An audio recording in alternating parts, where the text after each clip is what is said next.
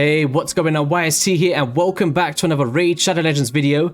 And guys, today we've got the man, the myth, the Soda Dragon Gaming. How's it going, bro? What is up, YST? Man, ready to go. Glad to finally have you on the channel. We just did a video for his channel as well, where we broke down the best standalone legendary champions in Raid. On the channel today, we're going to be breaking down the best standalone epics. So we're going to go through each faction. We're going to choose our favorite standalone ones. So we're talking about champions that doesn't require other champions to make them great, i.e. a seer or kind of champions like that. So what we're going to do is we're going to start off with a Shadow King. I'm going to let you start. Definitely. You're on the channel first, so let's go.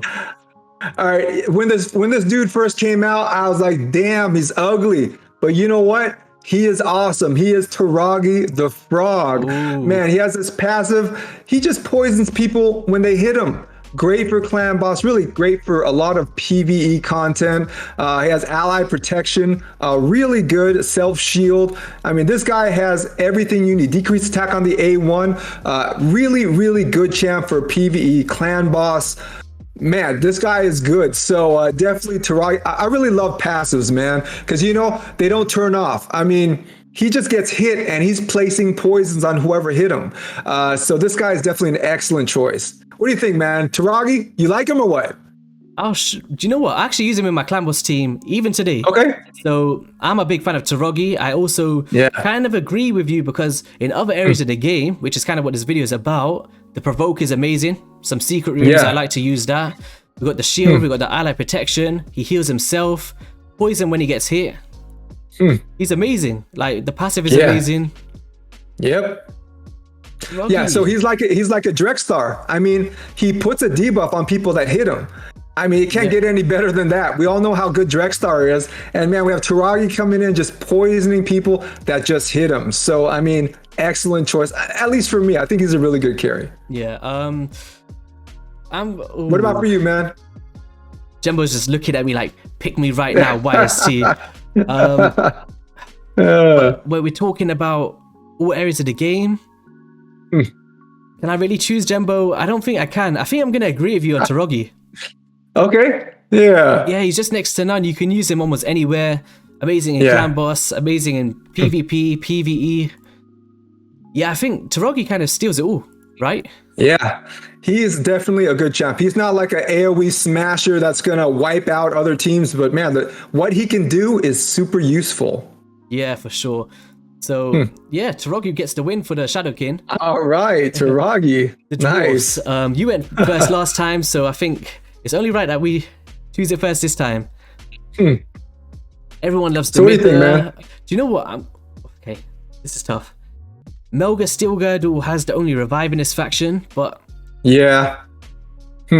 I'm gonna give it to Geomancer.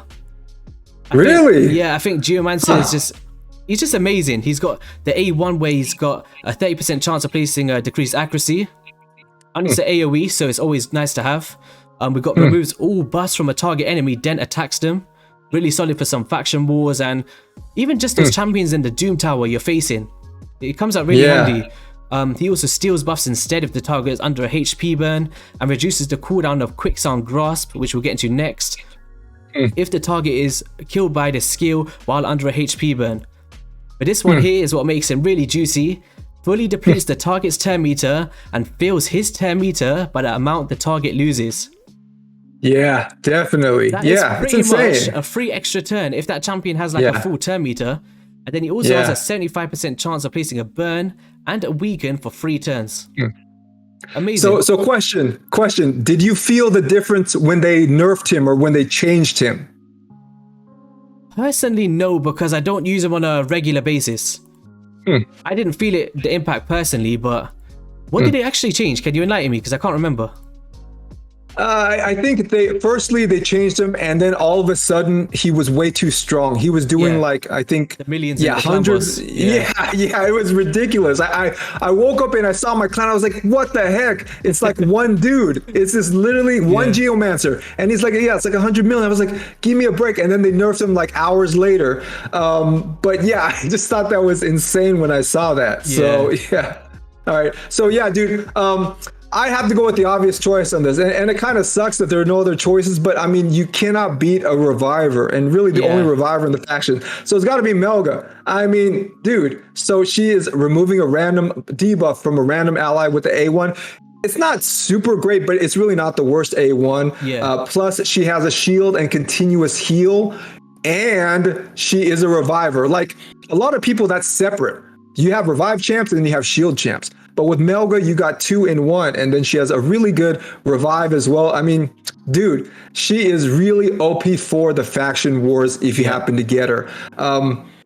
Yeah, she's not just really the only choice for reviver. She's actually a really good reviver, period. Even against the other factions when you compare her. So, yeah, you got to go Melga, man. And look at that. I just love that that nice red headdress. That looks insane, man. That's like Romanesque. Love it. So she is definitely my choice for carry for this faction. Yeah, it's really hard to pass up on a revive, I guess. Yeah, it's tough, man. It's tough. But hey, I know you're like, what, a Canella fan? I love Canelia. I just think as a carry, I couldn't choose her, but she's amazing. I love this champion. I still use her like almost every day.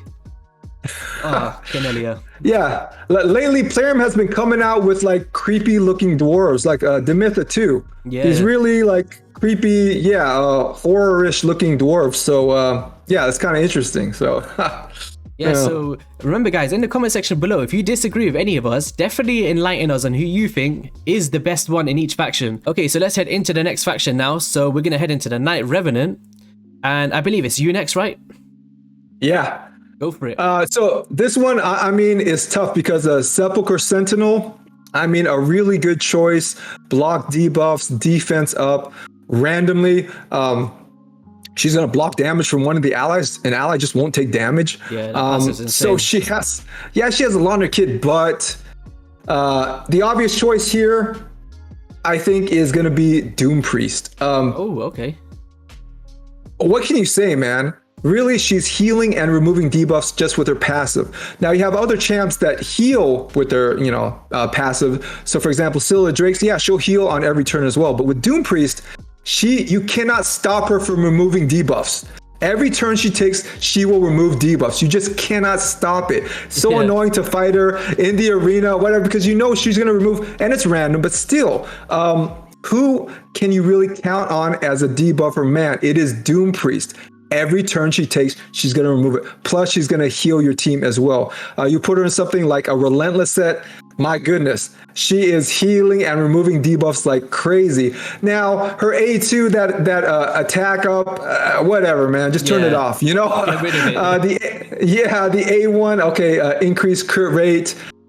We don't really care about that. It's all about her passive. And the awesome thing is, dude, look, no books. Yeah. So her best skill, that passive. Yeah, no books, man. Aura's nothing to write home about, but literally it's all about her passive. So I think she's, dude, a very good choice and very unique in this game. What do you think, man? I think really solid choice for sure, but I'm going to disagree with you on that one. I think the biggest carry in this faction is Miscreated Monster. Oh, okay. He's definitely a good choice. If you pull a Miscreated Monster and you're a mid-game account, or if you just first came in, you pull that Ancient Shard and this guy pops out, game changer. He's got the A1 with the decreased defense and the stun. We've got the attacks all enemies, a chance of placing a stun, and it's on a 3-turn cooldown once booked. And he also places that shield, guys. If you're struggling inside the spider's den, problem solved. If you got a Miscreated Monster. Also, pretty much. He's got the ally protection and the continuous heal as well on the A3. And the passive places a fear debuff on the attacker whenever an ally is attacked under an ally protection. So you got your ally protection on your champions, and then if they come to attack you, you might as well put a fear on them as well, right? We got the HP in arena battles by 33%, which I'm not a fan of. But overall, very great carry for this faction. Yeah, once you see that fear start to pop up when enemies hit your teammates that have the ally protection. It's ridiculous, man. It's freaking awesome. And yeah, like you were mentioning in the spider's den, when he's using that A2, putting that shield up against all those spiders, when you have like a lot of enemies, the shield he puts up is going to be like ridiculous. Plus he has stuns. I mean, yeah, this dude has a lot. So yeah, definitely really good choice for a carry. Actually, dude, to be honest, maybe a better choice than I mentioned. So maybe better choice than Doom Priest. But Doom Priest has really that end game value. Yeah, it's amazing. As well as early game value as well. But yeah, miscreated, man. You can't go wrong, dude. Yeah, for sure. So let's head into the next faction then. All right. We got the Dark Elves. Who goes first on this one? I can't remember. I think it's me, man. All right, go for it, because we all know who you're going to choose. Shall we just click on it straight away? There you go. No, bro. Oh, you're not? I'm gonna say. Okay. So the thing is, I do obviously I use Ceres every day. So for arena, I mean, we're talking about buff stripping. Yeah. Plus that defense down. I mean, 2-in-1 move. You're stripping buffs plus you're putting defense down. AOE is kind of ridiculous. But as far as like PvE, I don't think that she's like the most useful champ. PvP, she is literally one of the most useful champs in the game. So if I'm going to go with something like a carry, I would actually say Sylar. Okay. Sylar, man, dude, she can really change your account if you get her early on. She has an AoE on the A1. Now it doesn't have any special effect, but yeah, if you put a stun set on her, dude, she is helping you out so much. The A2 here, she's putting a decreased accuracy on all enemies, and it's an AoE as well. So that decreased accuracy debuff doesn't sound like much if you're early game, but trust me, that is huge. When people don't put debuffs on your team, it makes a big difference. For sure. And the A3, just awesome, right? So she's putting that decreased speed on everybody on the other team. Now, a lot of people say, well, it's not as good as a turn meter boost. Why can't I just use Arbiter? Isn't it the same thing? It is sort of the same thing. Basically, you're making your team go first. But man, she's putting that decreased speed too. Strong version, decreased speed on everybody. So for PvE, definitely decreased speed is awesome. For arena, stuff like that, no, decreased speed isn't that great. But for PvE, decreased speed is awesome, especially with that AoE. And she has a nice ally speed increase in faction crypts with that aura, 22%. I don't really make too much use of that, but that's a respectable aura. So I'd say, man, Sylar is a really good as far as PvE carry for your team. But yeah, Ceres, I mean, we're talking about arena, obviously it's going to be Ceres. Yeah. Even so what about you, man? What do you... I think the A3 of Sylar is really cool as well, because we got that drop turn meter by 40% as well. Yeah, so definitely. To have a decreased speed, a drop turn meter, and if you throw it in a stun set, which is what I personally would use mine. Yeah. Insane. You can lock down the whole of the Doom Tower rotation, guys. Yeah, definitely. Do you know what? Doom Tower champ. Madame Ceres is solid, but I kind of do get where you're coming from. I just think for someone that doesn't have an AoE decreased attack and decreased defense, even in dungeons, she does have use. Yeah, I would say she does. She could still... I'm going to have to think about this one now, because... do you know when... All right, you put me on the spot here, Soda Dragon Gaming. Do you know what? I'm going to stick with it. I'm going to go Madame Ceres. I'm going to go for it. Yeah, hey, bro, you can't go wrong with Ceres. You got the can't fear go on wrong. The A1. We got the attacks to all enemies, 40% chance of stealing the buffs, block debuffs on all allies if any buff is stolen.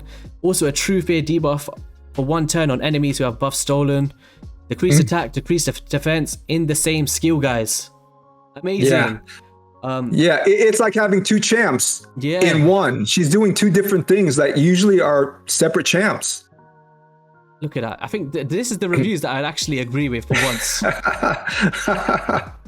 Yeah, she is pretty insane. It's almost like cheating, man. So she gets that A3 off, and let's say she doesn't strip all the buffs, or afterwards someone happens to put more buffs on. She gets another chance with the A2 to take those buffs off as well. So she has 2 moves that can take buffs off. One is a complete strip, the other is a steal.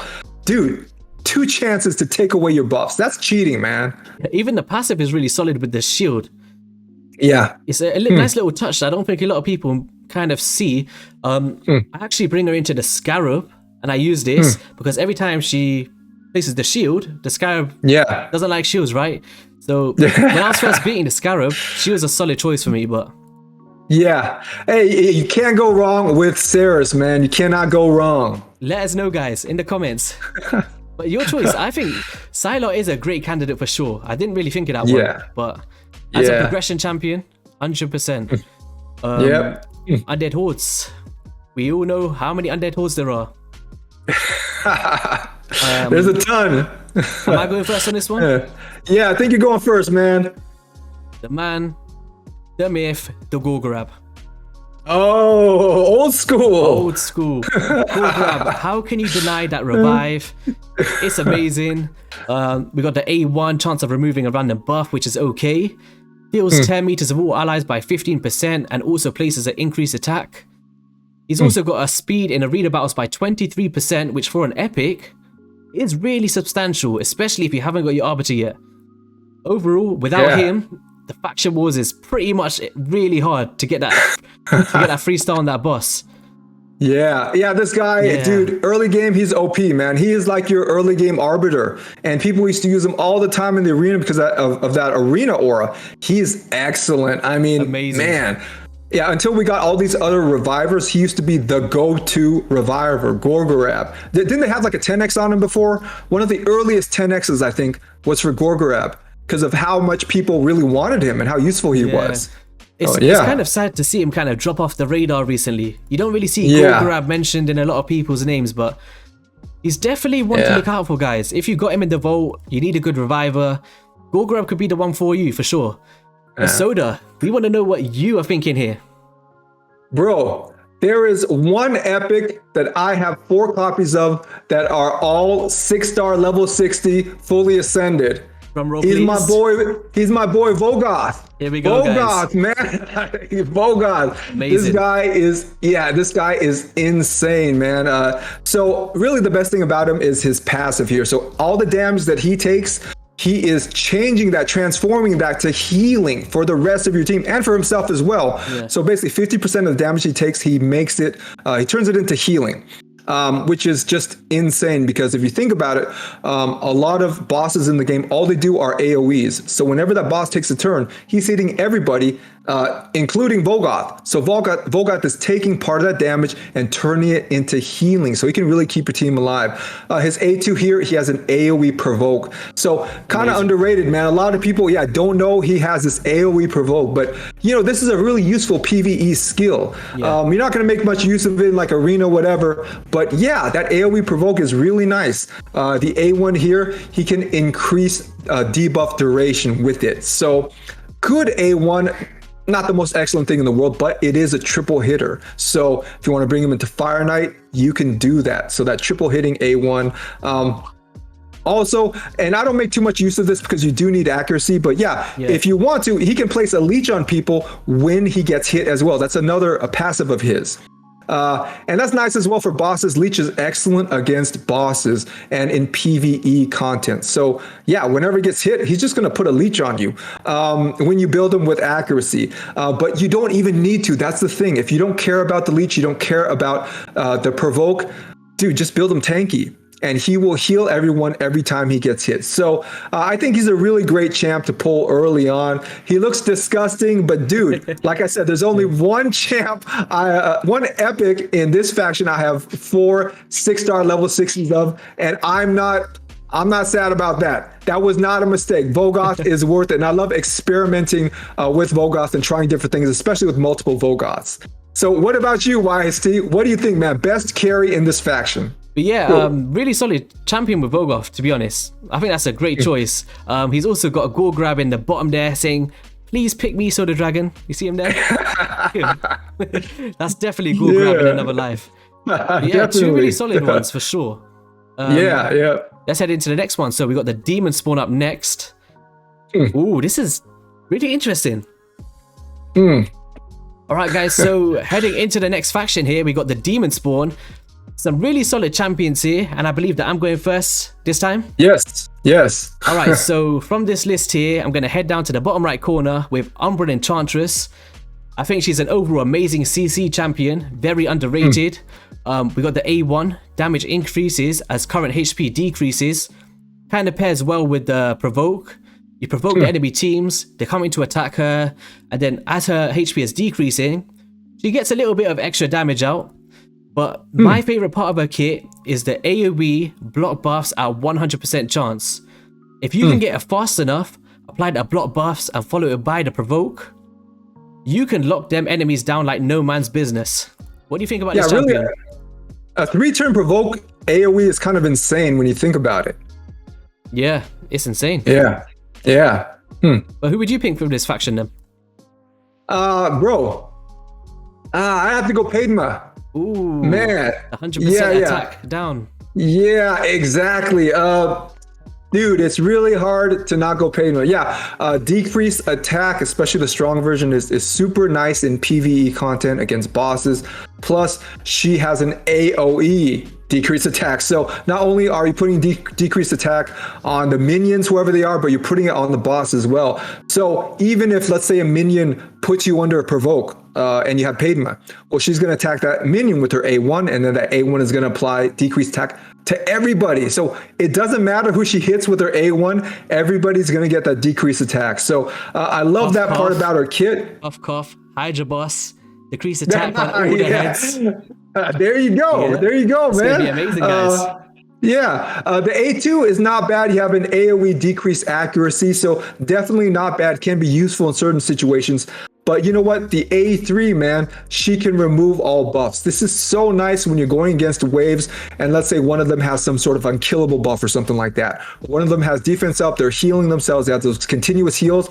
All of a sudden, Padma steals it, takes it. Now, it's only single target, but still, that's really nice. So not only is she decreasing everybody's attack, putting accuracy down on everybody, but just in case someone gets a lot of those buffs up, she has that single target, steal all buffs. So, dude, I think, man, she is an excellent choice. Super useful in bosses. Yeah. I definitely love her, man. Yeah. I don't think we can argue with that one, to be honest, because out of this faction, there is some amazing champions, some standouts. We got Allure, we got the infamous Magna. Soul Drinker I thought would be good against Bommel, but he wasn't. One other champion that I would say would come after these two would be Attract the Wenderin, but we'll save that for another day. Let's head into the next faction. Yeah, let's go. Orks, and you're up next, Mr. Soda. Oh, this one's a tough one, man, but you know what? I have to go with my boy Vrask. My boy Vrask. Actually, I remember you love a Vrask, don't you? Oh, yeah. Vrask, dude, he will keep your team alive. He will do it single-handedly. So we got his A1 here, fills his turn meter, which is really nice. So basically, it allows him to take turns at a faster rate. The A2, just make it disappear. Don't look at it. Nothing. Forget it exists. Yeah, just turn it off, in those skill instructions. But man, it's really about the passive, your cannibalism. So when you get him ascended, I think it's the 3rd ascension, then this cannibalism passive is going to heal everybody on the whole team for 10% of his max HP. Now, it's not their max HP, but it's Vrask's max HP. Now, he has really good base HP himself, plus you can tank him up. You can build him out with really high levels of HP. So all of a sudden he's healing everybody based on his HP. And the cool thing is, all he needs to do is get a crit. He doesn't need to really do that much damage. The damage, it doesn't have to be high at all. All that's important is he gets a crit. And all of a sudden he's healing everybody on the team for 10% of his max health. So Vrask is a simple dude, but man, he does his job so well. You put him in a retaliation set, forget about it. I mean, just forget about it, man. So Vrask is my choice. The fake warlord is my choice. You're going to hate me, but I don't have a Vrask. Well, I've got one, but I've never maxed him. Oh, bro. I think I'm going to have to now. I apologize, man. Yeah. Vrask, he's excellent. Excellent. Okay. So what do you think, man? We can't choose Seer because this video is about standalone champions, ones that doesn't need other champions to make them great. And she's kind of one of those ones that kind of fits that role. Yep. For me personally, Sandlash Survivor. Oh, good choice. Absolutely amazing champion, guys. I can't express it. You've probably seen all the clan boss videos that I've done on her. She attacks one enemy 2 times and can place that provoke. Amazing for places like the Magma Dragon, or if you're just trying to provoke an annoying champion. Pretty nice ability to have. Attacks all enemies. They're infamous. Decreases the duration of all enemy buffs by 1 turn, but increases the duration of all ally buffs by 1 turn. This here it's crazy. It's a very famous skill for the clan boss. If you're making non-unkillable teams, you're trying to extend those buffs. Amazing champion. But what makes her really solid for, I'd say, a progression champion is the passive as well. She places an ally protection buff on all allies for 2 turns when any ally's HP drops below 50% and places a block damage on herself.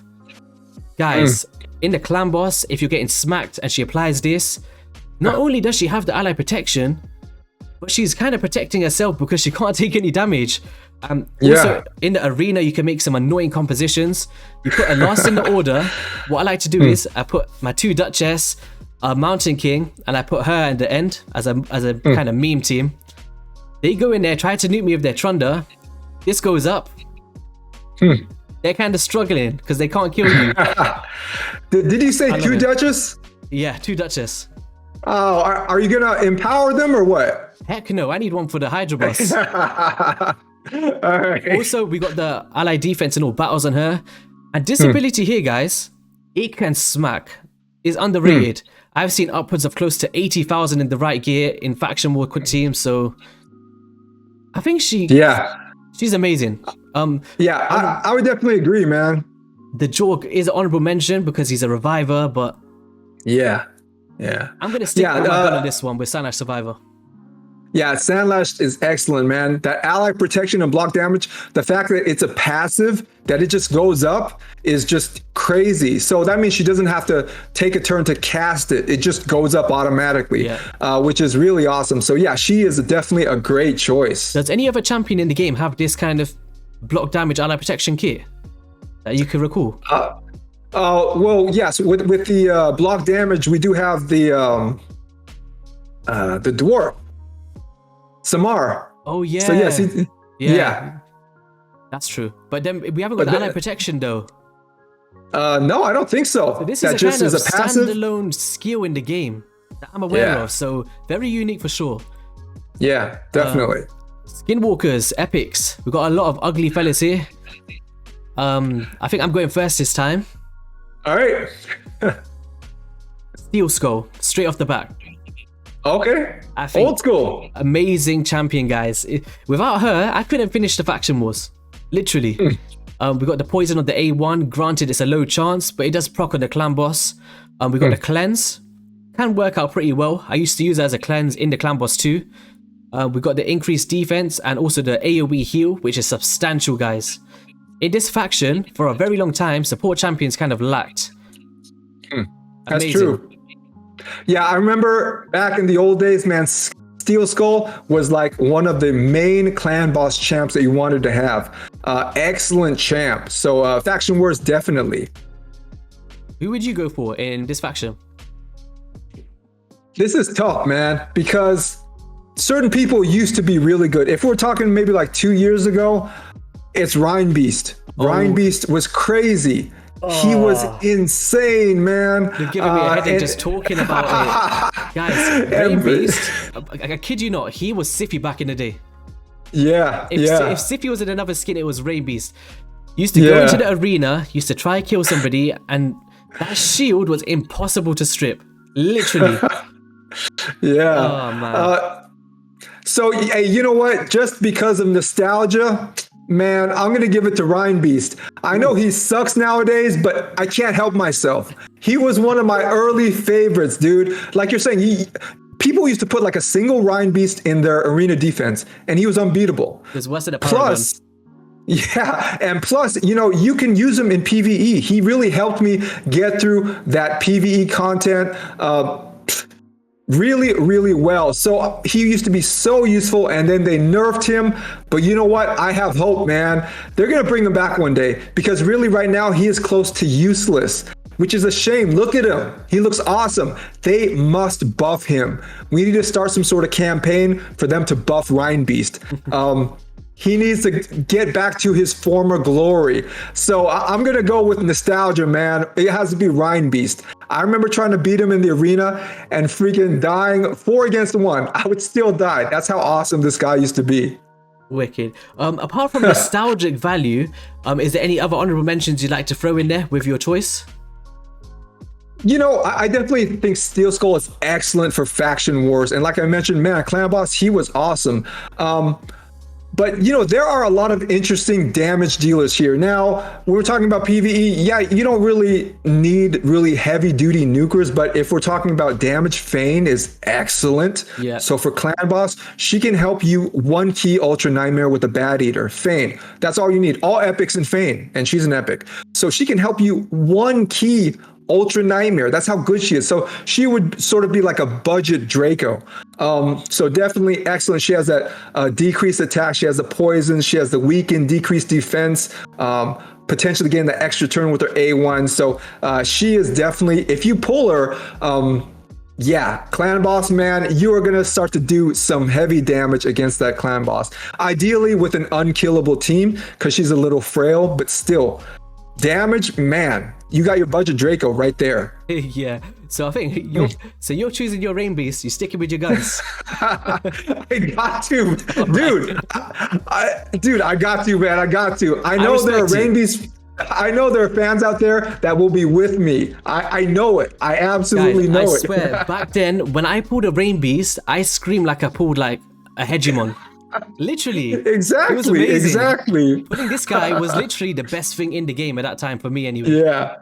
Definitely. I'm glad you pulled that one up though. That's pretty cool. Old school, man. All right, so I'm gonna leave this one to you first in the Lizardmen. So what options here for you? Yeah, for me, easy. Jarek, easy. Okay. Jarek, man. This guy, I mean, he's sort of old school. He's been around for a while, but he has that decreased attack on his A1. You know, first Altan came out, and a lot of people were using him because of his decreased attack against the Clan Boss, plus his increased defense. But man, when Jared came out, this is an epic. He replaced Altan in the Clan Boss. That's how good this guy is. Plus the A2, we have the ally protection and increased defense. And Jared is tough. He's taking damage for everybody else on the team, but he can take it, man. He's a tough dude. And we got that passive here. I love passives, man. So we have this continuous heal whenever anyone takes a big hit. He just places a continuous heal on them. That's all. It's just his passive. He doesn't have to cast anything. A continuous heal will just pop up on people when they take a big hit, and Jared is on your team. Plus, increase ally HP in all battles, 33%. Jared, man, I use him so much in the Doom Tower. I use him so much against bosses. Excellent, excellent choice, man. Yeah. What do you think? That is another good value about Jared that you can mention is the books. I think, look at that, guys. One book for a cooldown. Let's go. Jared. Yeah, yeah, you get lucky. For me, when we talk about standalone champions, yeah, I'm going for Aox. Oh, good choice. He's amazing, guys. He's yeah. I like to kind of familiarize him with a Steel Skull, but in the Lizardmen. She kind of brings the same value because we've got the low chance like a Steel Skull for the big version of the poison. Attacks one enemy, heals all allies by 10% of their max HP, and heals by an extra 2.5% for each debuff on the target. If you talk about the Clan Boss, that's pretty substantial because you like to stack your debuffs. Heading into the A3, places a decreased attack and a decreased crit rate, and reduces turn meter, all in the same skill. It's amazing, and what makes this skill really solid is places. You can't get a weak hit, guys. So you can take him into any affinity and you don't have to worry about it. You got the right accuracy, you're ready to rock and roll. And then we got a passive which increases the duration of 2 random debuffs on the attacker by 1 turn and occurs once per hit. Very underrated passive, and to be honest, on my free to play, it kind of lures me into that 2-key territory on the Nightmare Clan Boss at the moment. So you talk about progression, he kind of has it all, right? Yeah. definitely. That AoE decreased attack is excellent for PvE. Plus, he's a debuff extender. Yeah. So anytime he gets hit, man, those debuffs are going up. Just make sure you get those debuffs in the first place. But yeah, definitely clan boss, excellent. PvE, excellent. Arena, not so much, but who cares, right? He is definitely an excellent champ. I guess with the arena, maybe from mid game and below, having an enemy reduction on the turn meter can be really helpful, I think. Decreased crit rate to kind of make sure you can't get nuked. So potentially if you outspeed your opponents and you lure him with the decreased turn meter, if you don't have another one, like a Deacon, he's a great choice to kind of cut in and finish off the enemy team as a progression champion. Yeah, his base speed at 99 is not bad. It's not the best, but honestly, it's not bad. Yeah, for sure. So Jarig and Aox for this one. All right. Let's go. All right, so let's head into the Ogre, where there is actually a good few choices here. Oh, man. Am I going first on this one? I think so. Yeah, I think so. Yeah. All right, so on this one, it's hard not to go with Skull Crusher because he's the only epic counterattack champion. But we're talking about standalone champions, and apart from that, he doesn't ring too much for my liking, apart from the counterattack. So I'm not going to choose him. Orogrim, we all know the situation. I still don't have him. He's the only one I don't have. You know what, dude? I don't have him either. So all these guys are making videos and saying this guy is so awesome, Eurogrim. And then once they nerfed him, I'm like, it doesn't hurt me because I don't have him. So all those people that pulled him, you know, they felt the pain, but not me. So that's the one thing that's good about not having a champion. When they get nerfed, you don't feel the pain. Okay. The best champion in this one, standalone, I'm going to give it to Ugo. Okay. I think Ugo is amazing. We got the leech on the A1. We got the decreased defense and block buffs on the A2. Also has a cleanse and heal reduction and a revive with the A3. And a passive that can increase speed and place a block damage when every other champion is killed. It's a pretty solid kit. For an overall progression champion, block buffs is amazing. I think it's an underrated debuff. We got the decreased defense in the same skill. I like to use this one here against Siphies in the Doom Tower. Okay. So I actually use this champion, so that's my choice. What would you choose? Yeah, you know, like you mentioned, that AoE block buffs, debuff, that's huge. That's huge against champs that buff themselves. This one, man, it's tough.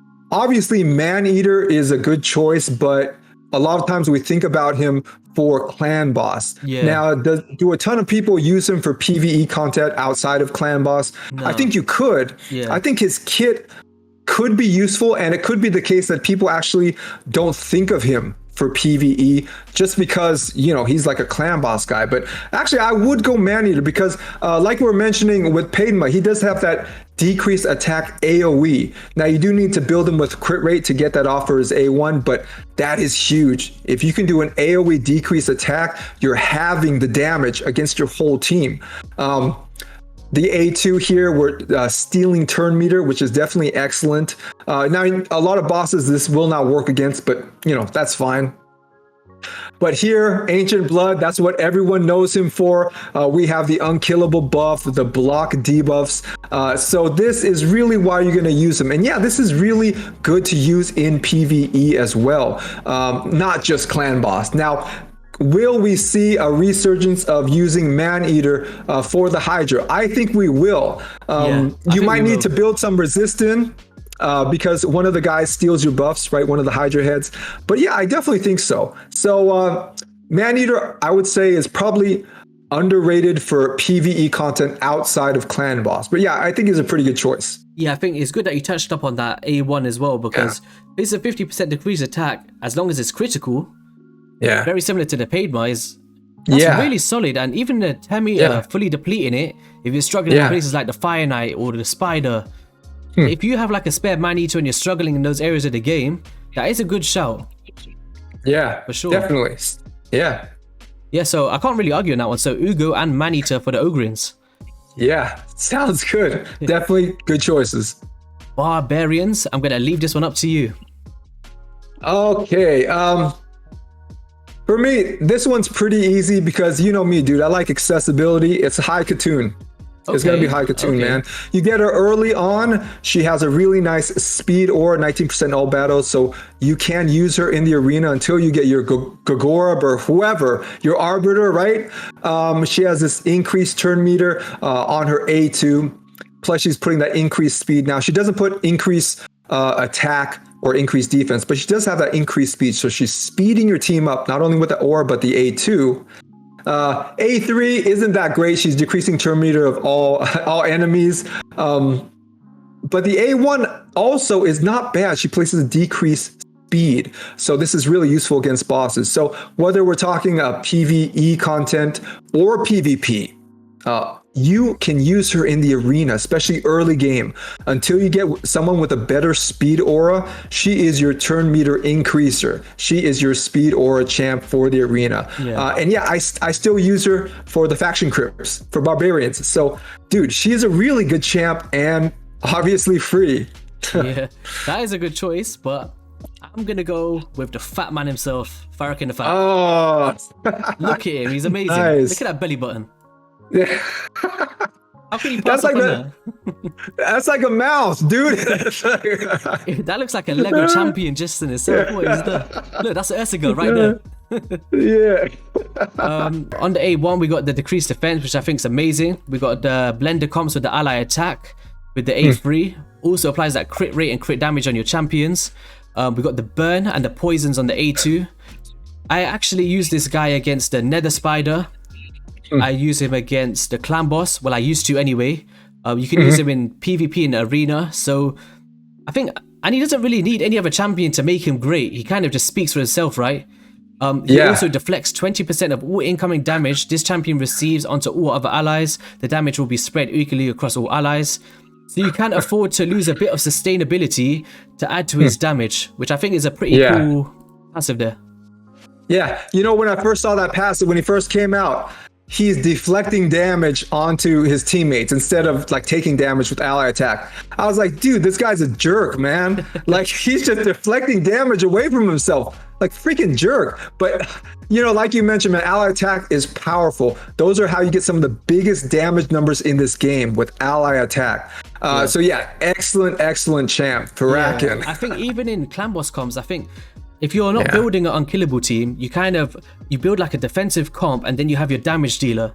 But what seems to happen to players is they'll build someone like a Fane who's like really like a glass cannon. And to have someone that can deflect it onto the defensive based champions while still maintaining his damage, I think could be crucial for a lot of players struggling with the big slams and taking out your damage dealer. Yeah. He's an excellent choice. Ally attack is super powerful in this game. So yeah, he's a good choice. Yeah, wicked. So for this one, we had the Fat Man and High Katoon. Sacred Order, I think I'm up first this time. So who's your choice, man? Guys, if you've been on the channel, do I really need to say? Do I need to say it? Boom. Deacon Armstrong. Deacon. This guy is Lysandra in an epic rarity. He's amazing. On the A1, he's got the Leech. We've got the decreased defense on the A2, which attacks all enemies. The man of the match skill fills the turn meters of all allies by 15% and then also grants an extra turn after reducing the enemies. It's amazing. You can use it in the clan boss, 2-to-1 ratio teams. You can take him into PvP and have some fun. Look at that speed aura, 19% in all battles, not in one area. Yeah. He's amazing, man. Yeah, I mean, he's like cheating with that extra turn. I mean, come on, dude. Plus decreased defense, AoE. Dude, come on, man. Like, this guy's like literally cheating. So, he's definitely an excellent choice. If he was a LEGGO, would you be disappointed? I personally wouldn't. No. I wouldn't. Yeah, he's really good. No, he's definitely excellent. Like, seriously, he can make your team go first, plus put decreased defense on everybody. Like, what more do you want from somebody? So, yeah, he's an excellent choice. Have you ever seen this guy in a Relentless kit? It's hilarious. Oh, no, I haven't. I got to try that. I tried it once for fun off camera, and I think I caught at 8 turns. So he does his extra turn, and then he took his turn, and then he goes into this turn, then grants an extra turn. It's hilarious. Anyway. When he first came out, man, the looks, I was like, I don't know about this guy, just from the looks. Like, sometimes you judge a book by its cover, but I looked at his kit, I was like, oh my gosh, are you kidding me? Deacon, man, he is the man. So yeah. Oh, I'm gonna get ripped in the comments for saying Deacon, but I'm gonna have to stick with it. There's Godseeker and Neri there. Oh yeah. So please, can you mention Godseeker and Neri as your pick, please? I can't do it, bro. Oh no. I'm sorry, Godseeker. No. Yeah, no, she is excellent. But the unique champion, in my opinion, in the epics, the only champion in this game that does what she does is going to be Cardinal. Great shout. I'm happy you said that, actually. Yeah, she has a unique skill. Literally no one else has it in the game.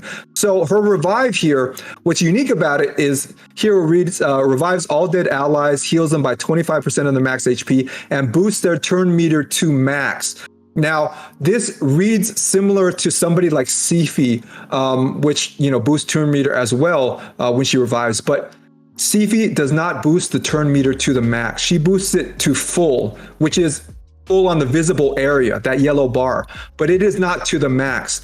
So, I have Sifi. So when you revive somebody, that doesn't necessarily mean that revived person is going to take their next turn. But Cardinal, she's guaranteed.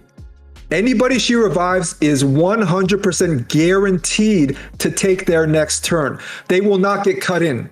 They are taking their turn right after they get revived. So I think it's very unique. The rest of her kit, not really worth talking about. But man, that revive is unique. No one else has it. Raglan does not have that revive. She has the same thing as Sifi. Revives that turn meter to the full visible area, but it's not 100% full like her. So Cardinal is my pick.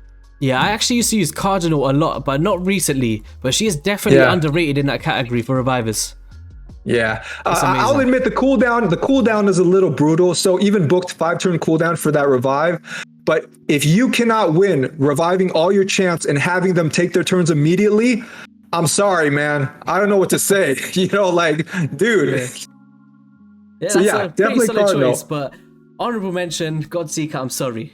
Definitely. Look, she's sitting right next to Soda right now, so can you just pat her on the head for me?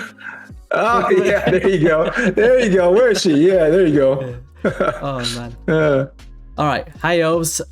I'm going to leave this one to you. There's not many to pick from, and hopefully you don't choose who I'm going to choose. I have to go old school, man. Tyrel. Oh, you have to go. He stole it. Yeah, dude, you got to, man. You got to. I would have said Vergus, but Vergus, I think he has certain limitations. He's really good for what he does against certain bosses like Scarab King and such. But Tyrel, man,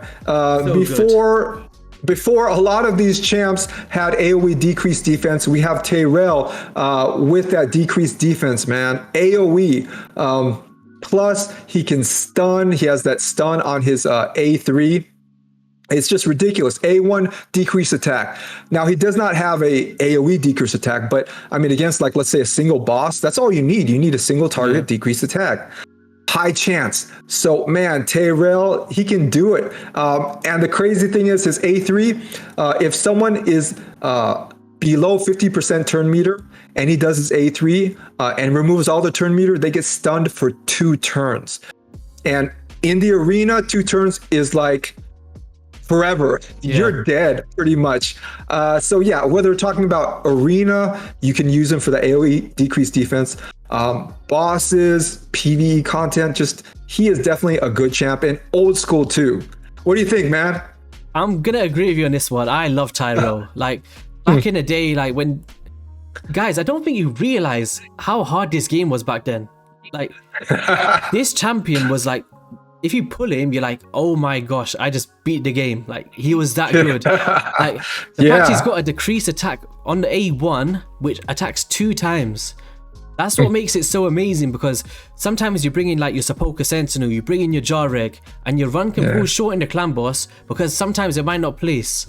To have it hitting 2 times keeps it consistent, and I think it's good to mention he doesn't take a lot of books either.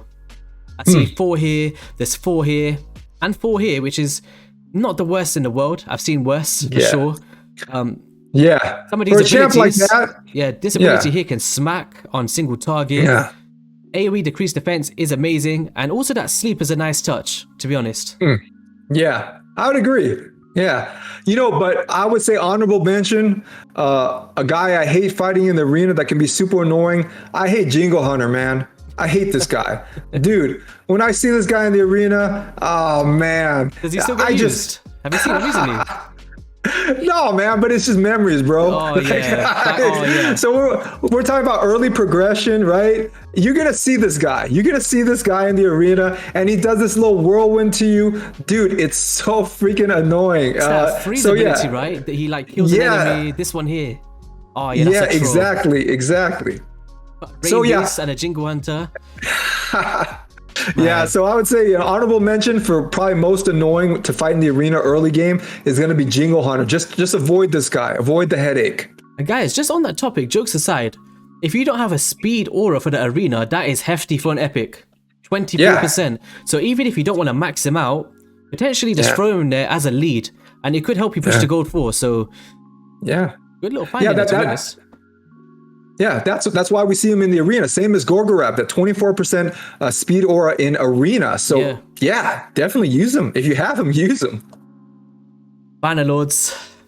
Do you know what? Because you're on the channel, I'm going to let you choose again first, because you're on the last faction now. Go for it. This one, it used to be really easy. Before a certain lady was released, it used to be just super easy. So I am going to go old school again and just say Stag Knight. There we go. So here with Stag Knight, we're seeing the decreased speed on the A1, super useful for bosses, and it actually hits quite hard too if you build them that way. The A2, we have decreased defense AoE and decreased attack. So an AoE decreased attack. So this isn't really that useful for arena, but for PvE, AoE decreased attack, so that whole wave of enemies, you decrease their attack, is huge. Plus decreased defense as well, so you're hitting them harder. Excellent. Plus his crazy passive, if someone on your team fails to place a debuff, he got your back. Don't worry about it, because he's going to place an increased accuracy buff on whoever failed to place that debuff. So, he's the easy choice. Yeah, I would say definitely Stag Knight. What do you think, man? Whenever somebody in this game asks me who's the best epic in Raid, I always have said Stag Knight. I think if you put a Stag Knight, it's so game changing, to the point beyond belief, because he's got everything. He can hit down, he can hit pretty hard. He's got a nice A1, but that decreased attack and decreased defense in progression is huge. You can get to a Dragon 20 for the first time. You can beat the Fire Knight for the first time, with that A1 with the decreased speed. And if you don't have the best accuracy stats, this can help you kind of progress as well. His base speed at 107 is respectable, in my opinion. 107. Yeah, man. Stag Knight is amazing. Yeah, he's definitely an excellent choice. Did you actually pull him from a shard? I got him from the Battle Pass, I believe. Yeah. I did too. It's just amazing how good a champion he was. And a lot of us just got him from this Battle Pass.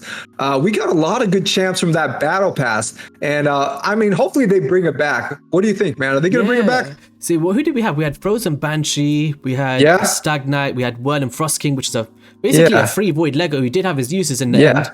Who else was in there? Was there anyone I'm missing? Didn't we have that sister? The Grave Chiller or something. Yeah, Grave Chill. There you go. Yeah. So excellent champs. Really, 3 out of 4 of them were excellent champs. So I hope they bring that back someday, man. I don't think they will.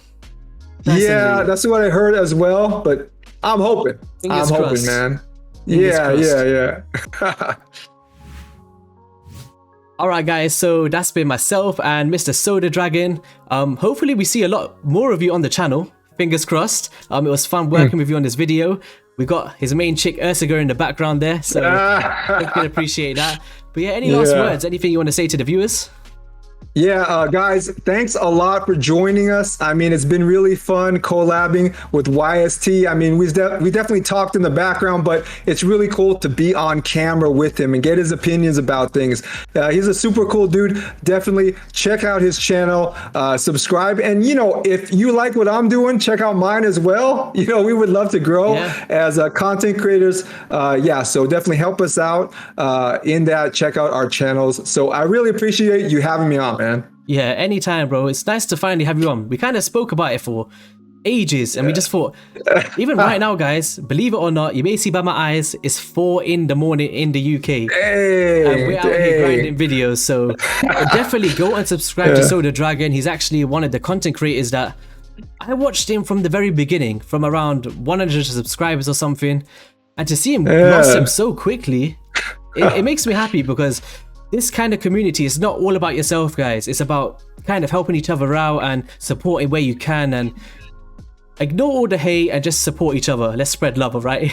But on that note, thank you for being on the channel. Make sure you go and check out his video, which is going to be the best legendaries. So if you're interested in that, definitely head over there. It'll be in the description below. So I'll catch you guys on the next one. Peace. All right, man. See you guys later. Take care, guys.